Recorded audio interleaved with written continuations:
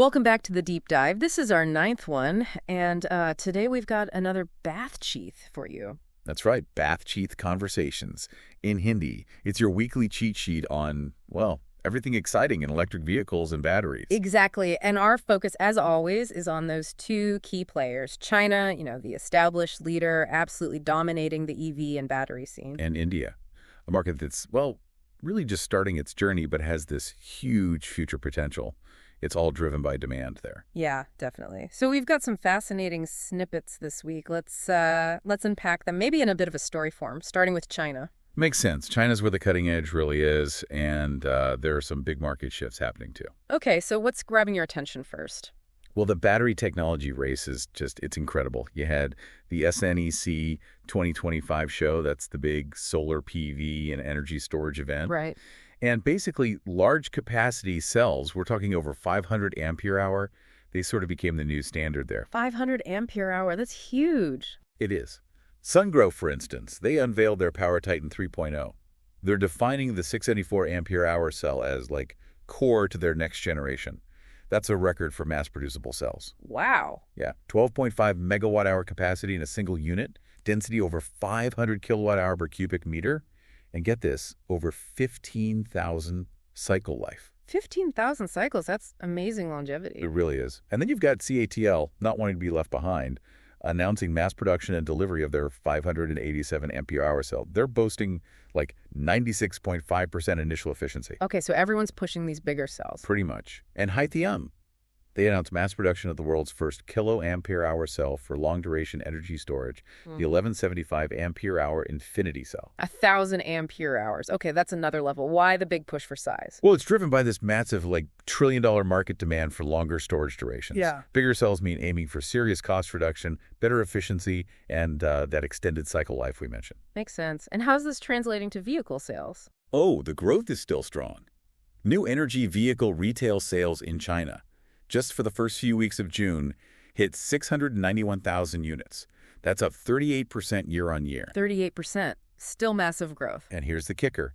NEVs now make up 54.5% of all passenger vehicle sales. Over half. Wow. Okay. So EVs are now the majority in China's retail market. That's a huge milestone. It really is. But there's a twist. Even with high sales, BYD, the market leader, they've reportedly slowed down production slightly. Really? Why is that? Seems like they're facing some inventory pressure. They've reduced shifts at some plants, offering rebates to dealers. It looks like a shift, from just pure growth to more careful market management. Interesting. So managing success, maybe. Maturing market dynamics. Exactly. And speaking of dynamics, look at CATL. They're not just doing batteries anymore. Oh. They've officially jumped into the robotaxi game. A new joint venture focused on Level 4 autonomous driving. Level 4, so fully autonomous in certain conditions. That's a big move beyond just supplying parts. It is. And they're also pushing their battery swap tech, aiming for 10,000 swap stations in China in 3 years, building on that NIO partnership. Right, NIO. And their sub-brand, Firefly, they actually launched their battery as a service plan early, didn't they? Yeah, seems like a move to boost sales. It cuts the starting price of their EV by over 30%, makes it way more accessible. Lots of strategic plays happening. And Xiaomi, their car, the SU7, huge buzz. Huge buzz. Stock price hit an all-time high. They got 300,000 orders in just an hour. But production can't keep up. There's reportedly a 33-week wait. Shows the challenges even with a hit product. Definitely. Okay, let's shift gears to India. Still emerging, but lots happening. Yeah, India's fascinating. EV penetration hit a new high, 4.1% in passenger vehicles in May 2025. 4.1%. Still small compared to China, but growing. Right. And you see this interesting split. The affluent buyers are jumping on EVs, wanting all the features and performance. But the mainstream buyer, still cautious. Price, subsidies, range, those are the big factors. That makes sense for an emerging market. And what about building capability? Any key moves there? Definitely. Himadri Specialty Chemical, an Indian company, just put $4.43 million into a U.S. firm, International Battery Company. That's about strengthening India's position, getting access to tech. Strategic investment. And infrastructure. Big news there, too. NLC India Renewables secured a huge 500 megawatt-hour battery energy storage system project in Tamil Nadu. That's crucial for grid stability as renewables grow. Okay, so foundations are being laid. What about actual EVs people can buy? Some exciting stuff coming. Kia is launching India's first 7-seater mass-market electric MPV, the Karen's Clivis EV. really soon, July 15th. A 7-seater EV, that could be popular for families. What's the range like? They're saying 390 to 470 kilometers. And the price is expected to be pretty competitive, around 16 to 18 lakh rupees. Okay, one to watch. And Tata Motors. They just unveiled their Harrier.EV SUV. And get this, a lifetime battery warranty for the first private owners. Lifetime warranty? That's a bold move. Shows confidence. It does. And the range is impressive, too. ARAI certified 627 kilometers. Starts around 21.49 lakh. So more options appearing in different segments. What about smaller vehicles, like three-wheelers? That segment's booming. Mantra Electric, part of the Murugappa Group, sold over 10,000 electric three-wheelers in 2 years.